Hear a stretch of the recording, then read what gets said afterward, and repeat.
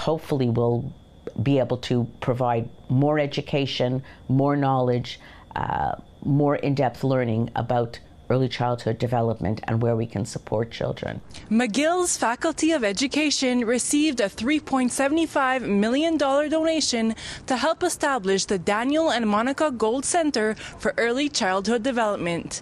It aims at providing more clinical support, training, and resources for children with learning difficulties. What the vision of this gift is the understanding that it's really important and can have really a sort of long and lasting effect if we can provide young children in early childhood the support and interventions they may need in order to ensure their successful development and their successful learning. The sooner a child receives the support they need, the more likely they are to succeed at school and ultimately in life, experts say.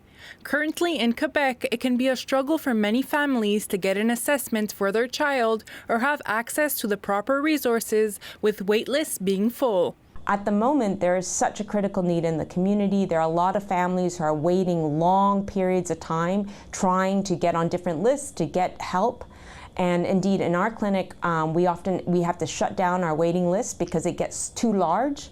And so now we'll be able to provide more services and address more families' needs. McGill says this donation from the Golds, who are alumni of the university, is invaluable.